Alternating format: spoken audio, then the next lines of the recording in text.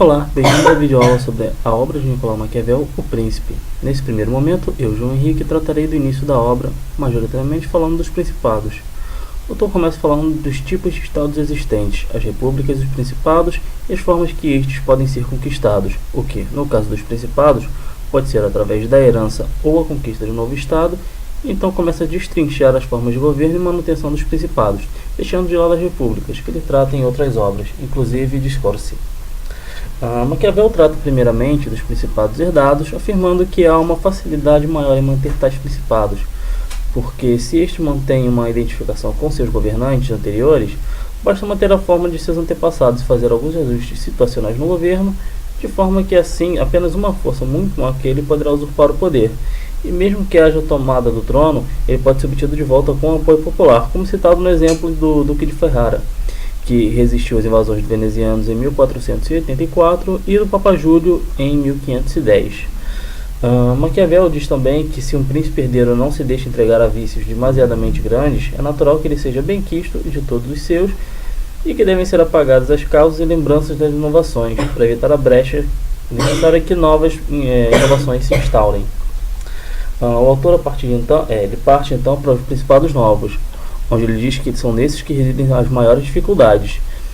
E a primeira dessas é a aceitação do novo príncipe, especialmente pela expectativa de melhora não atendida com o novo governante, o que o coloca na seguinte situação: todos aqueles que se ofenderam com a sua corrupção são seus inimigos, e os que o ajudaram a colocar lá, eles estão desapontados demais para ser considerados amigos, e contra estes não se deve reprimir violentamente para que eles não virem também inimigos e você fique sozinho lá.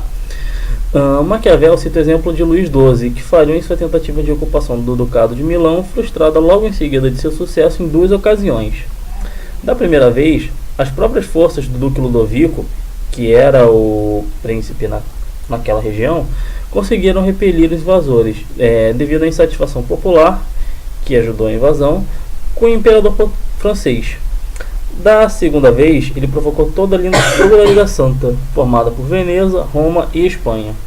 O autor então explica como fazer alguém que se encontrasse em tal situação para obter sucesso na conquista e manutenção dos territórios. Maquiavel começa diferenciando os estados que mantêm ou não a língua nativa. No caso do estado a ser conquistado possuir o mesmo idioma, é mais fácil mantê-los, bastando apenas acabar com a linhagem dos regentes antigos e manter seus costumes, e cito os exemplos dos estados pertencentes à França e à sua união. Ainda deve-se manter as leis e os impostos, pois assim facilita a incorporação do novo território ao antigo. Em seguida, tem os estados de leis e idiomas diferentes, nos quais Maquiavel diz que há muito mais dificuldade e que, além de uma grande habilidade, o príncipe deverá dispor de muita sorte para conquistar os novos territórios. Uma das ferramentas citadas pelo autor é a estadia do príncipe no lugar recém-conquistado, como Maomé II fez na invasão da Grécia, que permite ao conquistador ver as desordens e reprimi-las imediatamente, o que não é possível com a distância do governante. Além disso, evite saque por parte das tropas do conquistador, facilitando o acesso aos recursos necessários para os pagamentos devidos aos príncipes, o que acarreta num respeito maior dos súditos, além de causar maior temor daqueles que tentam tomar aquele território recém-conquistado devido justamente à presença do príncipe lá. Há também a possibilidade de criação de colônias em locais próximos, que servem como grilhões, uma alternativa mais viável do que o assentamento de tropas de infantaria e cavalaria, porque ela é mais barata e aqueles onerados são em maior quantidade e mais dispersos, o que evita assim uma possível revolta. Maquiavel também aponta que o príncipe deve chefiar e defender as nações vizinhas mais fracas, formando aliança com estas, enfraquecendo possíveis inimigos poderosos e tomando cuidado para que forças estrangeiras e poderosas não se apropriem das províncias recém-conquistadas. Deve-se cuidar também para que não se fortaleça demais as nações aliadas, e certificar-se de que as nações mais poderosas se enfraqueçam, de forma que a sua nação seja a mais poderosa em toda a área, usando como exemplo a tomada da Macedônia pelos romanos, que se juntaram aos etólios e aos aqueus, e ainda expulsaram Antíoco, rei da Síria, em sua tentativa de invasão. Nesse caso, Maquiavel diz que os romanos se precaveram em todos os tópicos acima. Ainda no exemplo romano, Maquiavel aponta a remediação de desordens presentes e futuras, sempre minando e impedindo possíveis insubordinações, podendo assim planejar-se para outras guerras. Foi assim que os romanos travaram uma guerra contra Filipe da Macedônia e, posteriormente, Antíoco da Grécia ainda na Grécia, em vez de levá-la para a Itália. Voltando ao caso de Luís XII, Maquiavel aponta para os pontos no qual o rei da França fracassou. Ao tentar entrar em territórios italianos, Luís acordou com os venezianos a partilha do Ducado de Milão. Nesse ponto, Luís acertou, pois uma vez Milão conquistado, a França obteve a aliança de grande parte dos estados italianos, que o fizeram por medo da Igreja e de Veneza. Porém, recém-chegado a Milão, a França auxiliou o Papa a tomar a Romanha, perdendo a força política que antes possuía. Erro após erro, Luís se viu obrigado a ir pessoalmente à Itália, com um estado pontifício grande e rivalizando com seu poder, e ainda dividiu o reino de Nápoles com a Espanha, motivado pela sua vontade de tomá-lo. Seu derradeiro erro foi querer tomar o poder dos venezianos, que inicialmente se aliaram para entrar na Itália. Como podemos analisar, Luís XII fortaleceu ainda mais aqueles que já rivalizavam consigo em poder, trouxe um estrangeiro que também era forte, não estabeleceu nenhuma colônia e não ajudou aqueles que eram mais fracos, com quem poderia contar. A seguir, Maquiavel trata da invasão de Alexandre à Síria de Dário III, usando o caso para exemplificar a relação de certos impérios e suas formas de gestão, a facilidade ou dificuldade de tomada e manutenção do novo governo. São citados os impérios turco e francês. No primeiro, o príncipe ele é o governante absoluto e suas províncias são administradas por servos subordinados a eles. Enquanto na França, além do príncipe, existem diversos governantes regionais, que têm tanta influência quanto o príncipe em suas províncias. No caso do primeiro, devido à grande centralização do poder do príncipe, é difícil a corrupção daqueles que o servem, e mesmo com a corrupção dos administradores, o povo ainda reconhece o príncipe como soberano. Sendo assim, é difícil causar uma desordem interna, e ainda há necessidade de se combater com seu próprio exército. Porém, uma vez conquistada, só existirá uma linhagem a ser extinta, que é a do príncipe. Sendo essa extinta, não haverá contestação pelo poder, e a obediência do povo será mantida mais facilmente. No caso da França, é justamente ao contrário. O poder dos barões dentro de suas províncias permite o uso deste por convencimento ou corrupção atuar contra o príncipe, tornando assim mais fácil uma desordem interna. No entanto, o novo conquistador deverá conquistar o apoio dos outros nobres caso queira manter seu poder ali, ou então não vai lograr sucesso em tentar conquistar o império. Tomando esses dois casos acima, tanto da Turquia quanto da França, e assumindo que o Império de Dário era semelhante ao dos turcos, é compreensível a razão pela qual Alexandre se manteve na Síria em rebelião pelo tempo em que comandou a Grécia. Maquiavel então trata do modo de administração das regiões recém-ocupadas, dando três possíveis modos. A primeira é a destruição dos estados, a segunda é ir habitar pessoalmente neles, ou a terceira opção seria mantê-los com suas leis, criando um governo de poucos. Citando como exemplo Esparta e Roma, o autor aponta as diferenças entre cada uma. Os primeiros conquistaram Tebas e Atenas, e tentaram conservá-los como estados livres, e assim as perdeu. Os segundos, após a conquista de Cartago, Capua e Numância, as destruíram e não as perdeu, mas, ao tentar conservar a Grécia, como os espartanos tentaram, não lograram em mantê-la sob seu domínio. Foram forçados então a destruir diversas cidades para que a província grega se mantesse sob controle. Devido ao fato de serem livres, essas cidades se mantêm de forma autônoma melhor que aquelas que dependem de um príncipe. Portanto, o melhor a ser feito em cidades conservadas sob a liberdade é destruí-las ou habitar nestas, pois essas não submeter-se-ão ao novo príncipe com facilidade, e farão rebeliões em nome de sua antiga liberdade, enquanto as cidades que vivem sob o jugo de um príncipe estão acostumadas a se manter sob obediência. Logo, a rebelião é bem mais difícil, pois não chegam a um acordo para a eleição de um novo líder. Portanto, basta que o príncipe recém-chegado os cative e sujeite. A seguir, Maquiavel trata dos principados novos, conquistados com as próprias armas e virtudes do novo príncipe. O autor afirma que para um cidadão privado torne-se príncipe, ele precisará de sorte, mas principalmente precisará se apoiar em suas virtudes para se sobrepor sobre as dificuldades. São citados os exemplos de Moisés, Ciro, Rômulo e Teseu para exemplificar a questão da sorte e da virtude. Moisés encontrou o povo de Israel escravo dos egípcios e os convenceu a segui-los em fim de se libertarem de sua escravidão. Rômulo não encontrou abrigo em Alba, foi exposto a nascer e foi fundador e governante de Roma. Ciro, por sua vez, encontrou os persas descontentes com o império dos Medas e estes estavam amolecidos devido à prolongada paz. Teseu encontrou os atenienses dispersos. Todos esses tiveram na sorte a oportunidade de mostrar suas virtudes. Sem oportunidades, essas virtudes nunca se mostrariam, e sem a virtude, as oportunidades também passariam em vão. E, para estes que conquistaram o reino com suas virtudes, a conquista é difícil, pois a instauração de novas instituições são difíceis de serem feitas, duvidosas de se conseguir e mais perigosas ainda de se conduzir. Porém, a manutenção do poder é mais fácil. As dificuldades se dão primeiramente com os inimigos do introdutor, beneficiadas pelas instituições vigentes e pela fraqueza daqueles que se aliam e seriam beneficiados pelas novas instituições. Essa fraqueza se dá por medo daqueles que são beneficiados pelas instituições, além da incredulidade dos homens que só acreditam nas inovações se resultantes de uma experiência segura. A fim de obter tal segurança, aqueles que tentam inovar devem verificar se têm consigo força suficiente para sustentar ou se precisam recorrer a outros. Nesse caso, sempre irão falhar e não farão coisa alguma.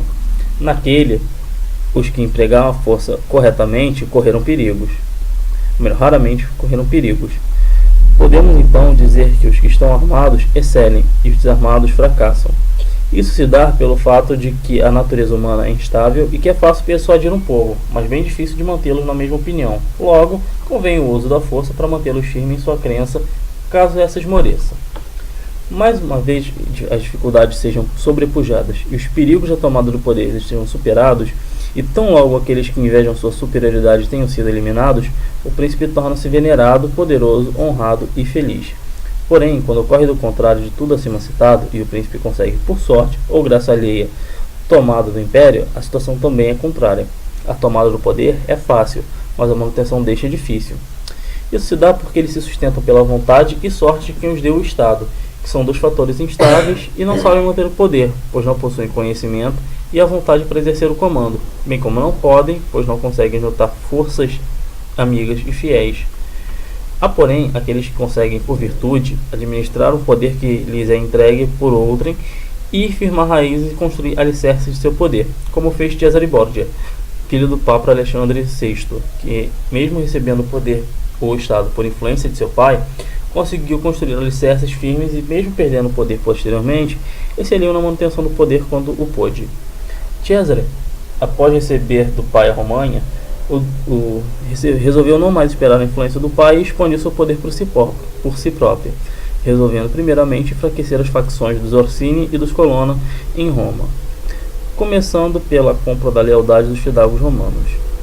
Depois partiu para a tomada do ducado de Urbino, concluída com êxito. Depois controlou com rigidez e tenacidade todas as insurgências locais causadas pelos prévios e impotentes governantes.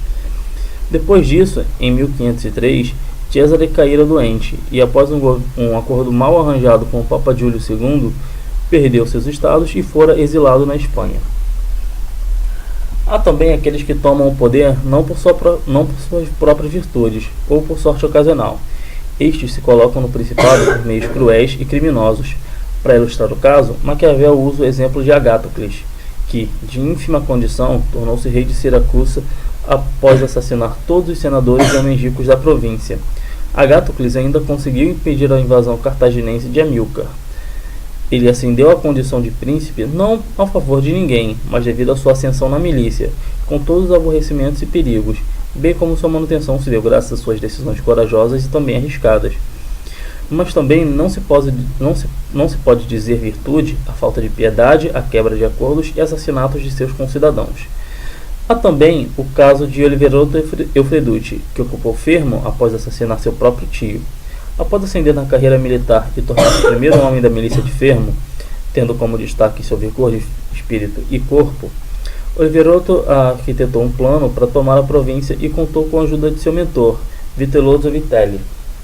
Depois de um pomposo banquete dado por seu tio em sua homenagem, Oliverotto atraiu seu tio e mais alguns cidadãos poderosos para uma armadilha que os levara ao fim de suas vidas.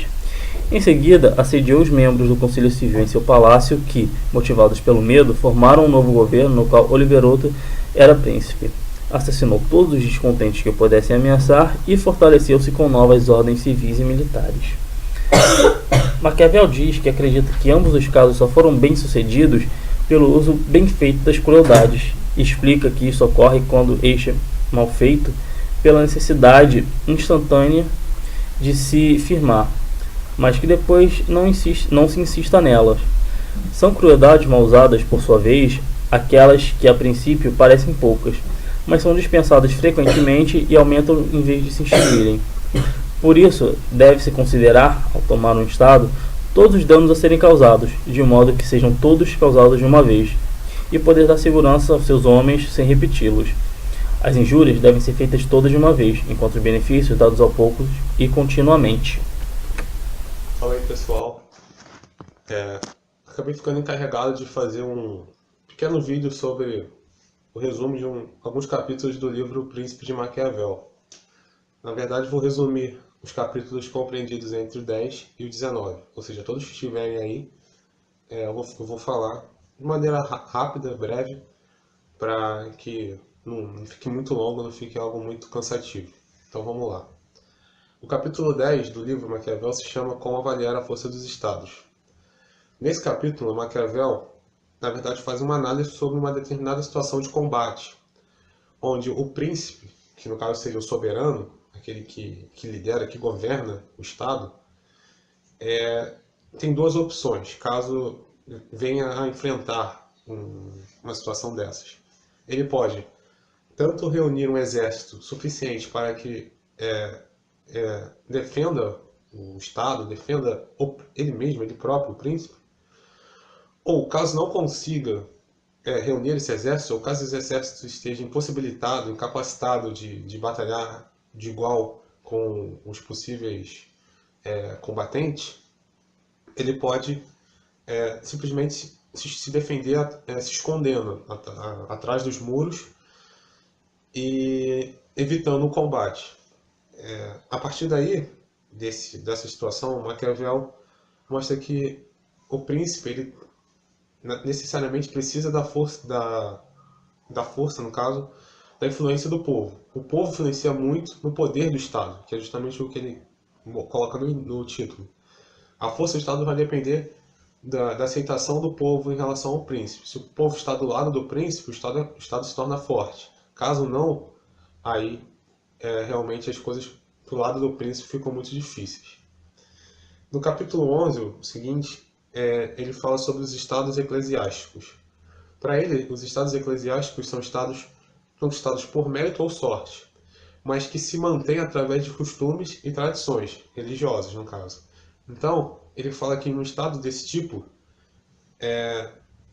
dificilmente há uma quebra dos costumes, das tradições. Então, qualquer um que venha a dominar, a conquistar esse estado, vai ter muita dificuldade caso procure mudar radicalmente os costumes. Porque o povo desse estado, desse tipo de estado, tende a se manter unido devido aos costumes. Então, se alguém tentar mudar essa situação, realmente vai se complicar. No capítulo 12, ele fala sobre os diferentes tipos de milícia e de tropas mercenárias. Nesse capítulo, Maquiavel menciona a existência de 3 tipos de tropas. São as próprias, as mercenárias e as auxiliares ou mistas. Para ele, tanto as mercenárias quanto as auxiliares ou mistas são as mais perigosas e prejudiciais. As mercenárias, cita Maquiavel aqui, que elas são covardes, ou seja, lutam apenas por dinheiro. Numa situação de paz, num momento de paz, eles defendem o príncipe, até agem de forma, digamos, coerente. Mas no momento de guerra, numa situação de conflito, eles deixam o príncipe de lado porque eles não estão dispostos a dar a vida pelo príncipe. E segundo Maquiavel, no caso, isso é uma característica que as torna totalmente prejudiciais e nem um pouco confiáveis. Bom, o capítulo 13 se chama As Forças Auxiliares Mistas e Nacionais. Na verdade, ele vai descrevendo um pouco sobre cada um. E aqui ele fala que as forças auxiliares também são perigosas, assim como as mercenárias. Porque, caso elas consigam êxito em suas vitórias, na verdade elas aprisionam aqueles que as contrataram, aqueles que as chamaram para a situação de combate. Então, ela se torna muito perigosa também. Em relação às tropas mistas, Maquiavel afirma que elas são mais eficazes que as mercenárias, porém não são nem um pouco comparáveis a uma força nacional, uma força própria do Estado. Enfim. O capítulo 14 são os deveres do príncipe para com as milícias, que é em relação justamente ao que eu falei anteriormente. Aqui Maquiavel afirma que, além da guerra, o príncipe tem que ter como pensamento principal as leis e a disciplina. E caso ele negligencie algum desses fatores, ele perde a consideração do povo e, consequentemente, perde o Estado, ali, o domínio que ele tem. Portanto, o príncipe deve estar sempre preocupado em qualquer situação, mesmo em momentos de paz, ele tem que manter essa preocupação em uma possível invasão, para que as tropas que o defendem estejam sempre preparadas e sempre firmes para um possível confronto. O capítulo 15 chama as razões pelas quais os homens, especialmente os príncipes, são louvados ou vituperados. Aqui Maquiavel reconhece que o ser humano não possui todas as qualidades necessárias para que um príncipe precisa ter. Nem todo mundo consegue reunir todas as qualidades, as características que um príncipe realmente deve ter. Então, é necessário que ele tenha prudência. Ele fala aqui sobre a prudência. Todo príncipe tem que ter prudência. Que isso pode evitar possíveis escândalos e coisas que abalem o seu reinado. Além disso, é necessário também que haja um acordo, que o príncipe haja de acordo com o momento. Ou seja, se ele tiver de ser bom, que ele seja bom, mas se ele tiver de ser cruel, tiver de usar a crueldade, ele também deve fazer isso. O capítulo 16, ele fala sobre a liberalidade e a parcimônia. Para Maquiavel, a liberalidade deve ser praticada de modo apropriado, ou seja, não deve ser reconhecido. O príncipe não pode ser reconhecido como liberal, porque assim ele gastará todo o seu tesouro. Ele gastando todo o seu tesouro, na verdade, ele vai acabar descontando no povo, no caso, com impostos altos. Justamente quando ele aumenta os impostos, o povo vai começar a se rebelar contra, e aí o príncipe vai, na verdade, ganhar o ódio do povo, e o príncipe odiado para Maquiavel não consegue sustentar o seu reinado, ou seja, o príncipe não pode ser odiado. Caso ele comece a ser odiado, ele vai acabar perdendo o poder. Bom, capítulo 17 ele fala sobre a crueldade e a clemência. Se é preferível ser amado ou temido. Aqui Maquiavel diz que os príncipes devem preferir ser considerados clementes e não cruéis. Porém, isso pode mudar. Em relação a ser amado ou temido, é preferível que ele seja temido. Porque se ele não consegue o amor do povo, que pelo menos ele não consiga o ódio do povo também. Então, é preferível que ele seja temido a ser amado.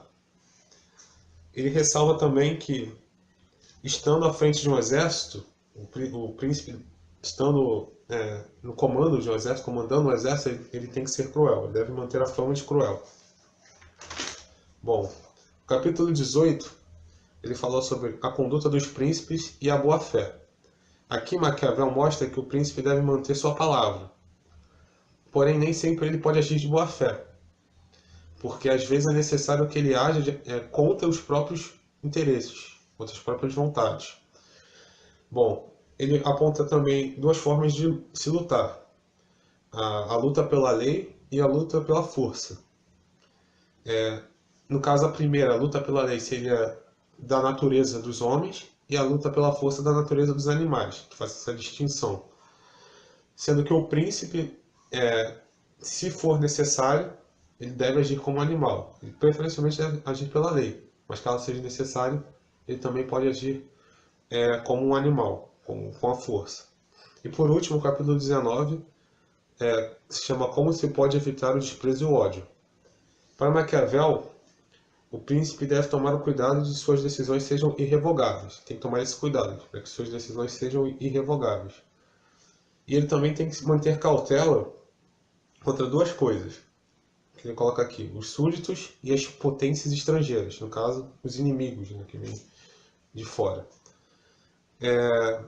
Contra os súditos, contra as possíveis conspirações dos súditos, ele servirá não ser odiado, ou seja, se ele não for odiado pelos súditos, provavelmente ele vai conseguir manter ali o seu reinado.